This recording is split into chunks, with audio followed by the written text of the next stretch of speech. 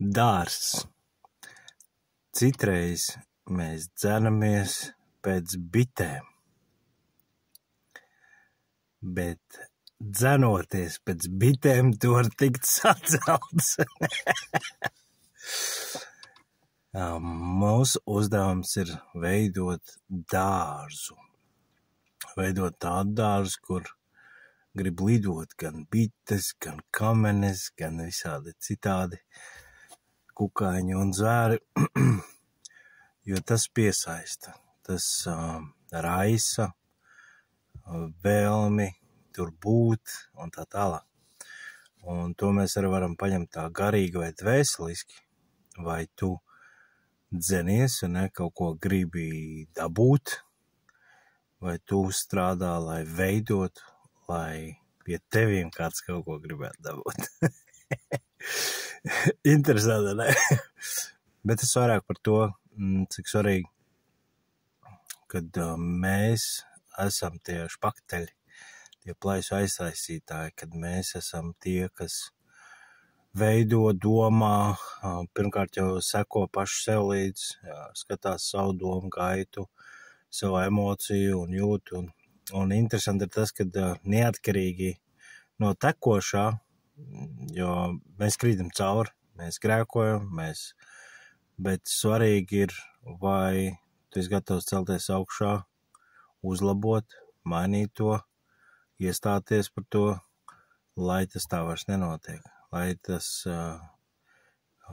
tiek risināts. Un citreiz šie procesi ir ļoti ilgi, lieli, jo tās citreiz ir identitātes lietas, kas ir jākoriģē mūsu dzīvēs. Bet ar tā kunga žēlstību viņš dod, un viņš dod tik, cik tu esi gatavs paņemt, cik tu ļaujies, cik tu uzprasies.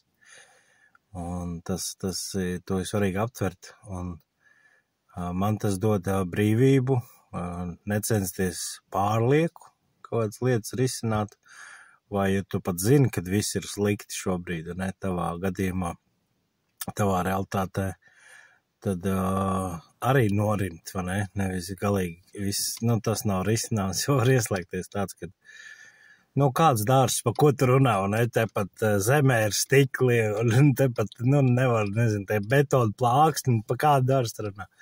Bet citreiz ir risinājumi, vai perforators, un mēs kaļam šo betonu plāksni augšā, vai mēs liekam drenāžu un beram virsū zemi un veidojam cita veida dārza formātu, vai ne? Un tur ir svarīgi tas, vai tu esi gatavs risināt, savus tās iekšējās lietas, vai ne? Un dārzs atkal vēl, ko priekš manīm es redzu, cik svarīgi šis koncepts, šī doma, ka viņš dod brīvību. Viņš ir, tu arī kā dārznieks, tu izdari savu daļu, tu strādā, tu plāno, tu veido, un tad ir tā dieva daļa, vai augs, vai nāks tās bites, un tā tālāk, bet pār visam, ka tu esi daļa no tā, un arī tiem, kas ņem dalību tieši vai netieši, viņi arī ir daļa no tā. Un arī šī pārdoma man aizveda par to, kāpēc ēdens dārzs, ne? Dārzs, specifiska vide, kur tie tiek nošķirti no pārējā, es saprotu, un radīti apstākļi, lai tur būtu miers, lai tur būtu prieks, lai tur būtu Dieva klātnība, ne? Tā ir interesanta tāda doma. Un pat brīvība, kad reko visādi čūskulēni lien iekšā, ne? Kad tur neatkarīgi no visiem tiem procesiem, kad, tas nepasargā arī no kādām briesmām vai netaisnībām. Un mēs nevaram citreiz redzēt to lielo bildi, bet Dievs redz.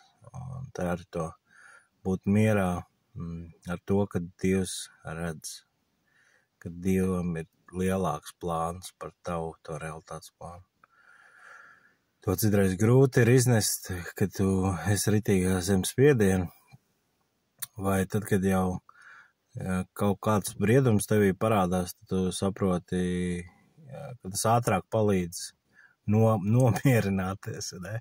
Jo ir citreiz, kad tu uzzini, Un tad ir, pirmais ir tas trakais, un pēc tam tu norimst un izanalizē un pārdomā un dvēseliski ļauj norimt tā un saprast, ka, daram, ko varam, un tālāk, ko Dievs tur ir domājis, man iemācīt, kā Dievs to domā lietot, zin kā.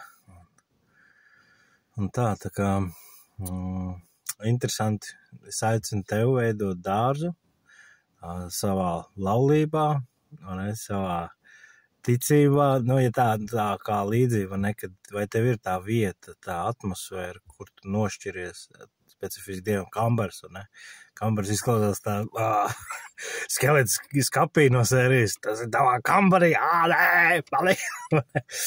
Vai dārs, un dārzā ir tomātiņš, gorķītis, garšvieliņā, visādas jāņodziņas un nodziņas, un visādi labuma, un ja mēs to tā paņemam garīgi, vai tev ir tā vieta, kur tu ar Dievu var sanākt šeit dārzā, smuki iekārtot tā vietiņā, varbūt, un pavadīt nesteidzīgi laiku ar viņu, un izzināt, iepazīt viņu vēl dziļāk, vēl vairāk, vai